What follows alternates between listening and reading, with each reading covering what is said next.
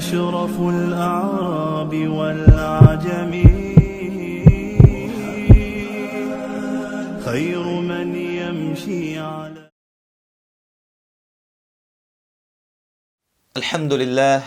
الحمد لله وحده والصلاة والسلام على من لا نبي بعده أما بعد السلام عليكم ورحمة الله وبركاته. Je vous souhaite donc à tous et à toutes bienvenue dans cette nouvelle séance de Sirah, de la biographie du prophète d'Allah sallallahu alayhi wa sallam. Nous sommes donc au moment où le prophète d'Allah sallallahu alayhi wa sallam, au tout premier jour de l'islam, après les premières révélations, le prophète d'Allah sallallahu alayhi wa sallam, il est en train de présenter le message à ceux qui lui sont proches, à ceux qui lui posent des questions. Comme je vous ai dit, certains auteurs ont dit que c'est l'époque de la da'wa secrète. En fait, c'est plutôt la da'wa privée, voire même la da'wa en privé. Pourquoi? Parce qu'à cette époque, bien sûr qu'on ne voit pas le prophète d'Allah sallallahu alayhi wa sallam se mettre debout et crier sur tous les toits que je suis le prophète d'Allah, etc., etc. Plus tard, il le fera. Pas crier sur les toits, mais se mettre debout plus tard, par exemple, lorsqu'il va aller sur la montagne, il va annoncer à tout le monde, croyez en Allah, il va présenter le message à tout le monde. Là, ce n'est pas le moment. Là, ce n'est pas le moment, il le faisait uniquement à ceux qui lui posaient des questions, il le faisait uniquement à ceux qui lui étaient proches. Mais ce n'était pas pour autant secret, ce n'était pas quelque chose qui était secret, cela se faisait en privé, de manière individuelle. Il faut bien comprendre la différence, le prophète d'Allah le faisait de manière individuelle. Les gens à Makka, les non-musulmans, les gens à la Mecque surtout, ils savaient cela. Ils discutaient entre eux de cette nouvelle théologie, de cette nouvelle religion, de ces nouvelles choses que Muhammad sallallahu alayhi wa sallam, cet homme, Muhammad, il dit que nous ne devrions plus adorer nos dieux, nous ne devrions plus adorer nos idoles, Lat, Uzza, etc. Ils le savaient, mais c'était quelque chose qui était fait entre eux dans leur coin, ça ne pose pas trop de problèmes, on ne peut rien faire parce qu'ils sont en train de faire quelque chose en privé, dans leur coin, et ils ne le font pas en public. Il n'en a jamais encore fait en public. Cela ne va pas l'empêcher d'en parler en privé à ceux qui le questionnent. D'ailleurs, il ne va jamais mentir. Il va pas, si des gens viennent lui demander, il ne va pas dire non, c'est pas vrai, je ne dis rien de nouveau, etc. Non, il va répondre aux gens lorsqu'il faut répondre. Mais il ne le fait pas en public. Lorsqu'on le questionne, il va répondre. Même si ce sont des gens qui ne sont pas proches de lui. Parfois, il y a des gens qui viennent le voir et qui ne sont pas très proches de lui. Malgré tout, il va prendre le temps de leur répondre et de leur expliquer l'islam. Voyons par exemple quelqu'un au tout début de l'islam, Amr ibn Abasa, radiyallahu ta'ala anhu, Amr ibn Abasa as-Sulami, radiyallahu ta'ala anhu. Une fois, il explique lui-même, il raconte lui-même son histoire, il dit que Amr, il fait partie des Hunafa. Hunafa, on avait expliqué que ce sont des gens qui étaient là à la recherche de spiritualité. En gros, ils n'adoraient pas les idoles, mais ils ne savaient pas trop. Il y avait quelques bribes de la religion d'Ibrahim alayhi salatu wassalam, mais ils ne savaient pas trop qu'est-ce qu'il fallait adorer. En gros, ils n'adoraient pas les idoles, ils étaient dans une recherche, dans une quête spirituelle avant l'islam. Et Amr, il fait partie de ces quelques personnes-là qui étaient Hanif, parmi les Hunafa. Et il dit lui-même, dans l'époque de la Jahiliya, j'ai entendu parler, dans l'époque de la Jahiliya, ça veut dire cette époque-là, j'ai entendu parler de quelqu'un invité à quelque chose d'autre. Lorsque des gens de sa tribu, des gens de Amr, ils sont partis au Hajj, rappelez-vous, il y avait déjà le Hajj à l'époque, ils sont partis à la Mecque, à Makka pour le Hajj, ils sont allés voir Amr au retour en lui disant « Hé Amr, tu sais, on a rencontré quelqu'un là-bas à Makka qui appelle et qui prêche vers certaines choses d'assez similaires à ce en quoi tu crois. On a entendu quelqu'un à la Mecque, à Makka, là on parle de Muhammad sallallahu alayhi wa sallam, qui dit des choses, qui dit des choses un peu similaires à ce que toi tu dis. Il ne faut pas adorer les idoles, etc., délaisser les idoles, spiritualité, etc., etc. Et tu devrais voir. Amr ibn Abasa, il était probablement du Yémen. Vous voyez, hein, la da'wa, elle est donc déjà arrivée au Yémen, donc elle n'était pas aussi secrète que cela. Et donc les nouvelles arrivent même jusqu'à cet endroit. Amr, il décide alors d'y aller lui-même et de chercher cet homme. Hadith, il est dans Sahih Muslim. Il va aller lui-même, il se dit, ah, peut-être que c'est la personne qu'on attend, peut-être que c'est le prophète, peut-être que c'est quelqu'un qui a trouvé qu'est-ce qu'il faut adorer, etc. Et donc il va y aller lui-même. Il arrive à Makkah. Amr ibn Abasa, il arrive à Makkah et il cherche. Et lui-même, il raconte, il dit, je l'ai trouvé. J'ai trouvé Mohammed un peu caché, en fait un peu en retrait, pas au centre en fait. C'est-à-dire qu'il n'était pas au centre de la scène, c'est pas lui qui faisait l'actualité à Makkah. Il était un peu en retrait. Il ne cherchait pas les bagarres, il ne cherchait pas les discussions, les confrontations, les polémiques, il ne cherchait pas les débats avec les gens, il était un peu en retrait. Et donc Amr dit, j'ai fait mon maximum pour essayer d'entrer en contact avec lui et d'établir une connexion. On peut imaginer qu'il s'est présenté, il ne s'est pas présenté entièrement au prophète d'Allah sallallahu alayhi wa sallam, il a dû lui parler de généralité à la première rencontre, juste pour montrer, vous savez, un invité quand ça arrive, on le prend, le prophète d'Allah a dû lui parler, et Amr il a dû lui dire, voilà, il a dû dire des généralités, mais bien pour lui montrer que je n'ai pas d'intention, je suis quelqu'un de confiance, digne de confiance, sans intention belliqueuse, négative, etc., etc., etc. Et donc ils ont parlé. Il a eu la confiance du prophète d'Allah sallallahu alayhi wa sallam. Après cette première discussion, on va dire, c'est ensuite seulement qu'il va entrer dans le vif du sujet. C'est ensuite qu'il va demander au prophète d'Allah sallallahu alayhi wa sallam, Ma anta? Ma anta, qu'est-ce que tu es? C'est drôle, parce qu'il ne dit pas man anta, il ne dit pas qui es-tu, il dit t'es quoi, c'est quoi, tu es quoi, qu'est-ce que tu es, ma. La question elle est générale, elle est très large. Il tend la perche. Le prophète d'Allah sallallahu alayhi wa sallam en sous-entendant, j'ai entendu des choses, mais je préfère l'entendre directement de toi. Quand je te dis ma anta, je ne suis pas en train de te demander man anta, Muhammad ibn Abdullah ibn Abdul Muttalib. Je ne suis pas en train de te demander tu es Muhammad, fils d'Abdullah, fils d'Abdul Muttalib. Je suis en train de te demander ta fonction. Tu es quoi? Et donc qu'est-ce que tu es? Le prophète d'Allah sallallahu alayhi wa sallam, il comprend la question. Il comprend le sens de la question et il dit Ana nabi. Je suis un nabi, un prophète. Qu'est-ce qu'un nabi? Mais qu'est-ce qu'un nabi? C'est quoi un nabi? Vous savez, pour ces gens qui n'ont jamais vu de prophète, cela ne fait pas partie de leur tradition. Dans leur tête, et tout à fait logiquement pour l'époque, eh bien les Anbiya, ce sont des trucs des juifs et des chrétiens. C'est jamais arrivé chez nous dans la péninsule arabique. Ce sont des trucs qui arrivaient aux Nasara et aux Yahoud. Et donc, le prophète, il ne sait pas c'est quoi un nabi. Nabi, ici, en Arabie, c'est un nabi. Et Allah, le prophète d'Allah sallallahu alayhi wa sallam que de continuer. Arsalanillah. Arsalanillah. Allah, il m'a envoyé. Allah, il m'a envoyé pour remplir les droits divins, pour enlever les idoles et pour croire en l'unicité.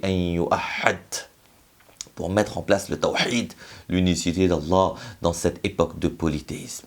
Les principes fondamentaux de l'islam. Et puis il dit à Amr ibn Abasa, c'est quoi? Il parle, il discute. Il dit c'est quoi? Il faut m'en dire plus. Et le prophète d'Allah sallallahu alayhi wa sallam va lui expliquer les principes fondamentaux basiques de l'islam. Il faut être bon. Là on a parlé de la aqida, on a parlé des croyances. Et puis sois bon envers les autres, mais adore uniquement Allah. Sois bon envers les autres, mais adore uniquement Allah. Tout ça ne va compter que si on adore Allah uniquement. Que si, eh bien, on a le tawhid. Que si on a la ilaha illallah. À ce moment-là, eh bien, il lui dit, mais il y a d'autres personnes qui te suivent ou tu es tout seul? Est-ce qu'il y a quelqu'un qui te suit? Et le prophète d'Allah, sallallahu alayhi wa sallam, que de répondre selon les riwayat, selon les récits, un homme libre et un esclave. Un homme libre, probablement Abu Bakr radiyallahu ta'ala anhu et un esclave, Zayd ou peut-être Bilal radiyallahu ta'ala anhuma. C'est une façon de parler lorsqu'il dit un homme libre et un esclave, parce que à ce moment-là, à ce moment de cette discussion, les ulama nous disent qu'il y avait sûrement plus de croyants, peut-être entre 7 et 10 croyants à ce moment-là, même si cette histoire elle arrive très très tôt dans l'islam, dans l'histoire de l'islam, malgré tout, très peu probable que cela n'arrive alors qu'il y avait que Abu Bakr et Zayd ou Bilal radiyallahu ta'ala anhu. Déjà il y avait Khadija, il y avait Ali, etc. etc., etc. Wallahu a'lam. Khair. Amr ibn Abasa, il accepte l'islam. Il va accepter l'islam et puis il dit, je veux me joindre à vous.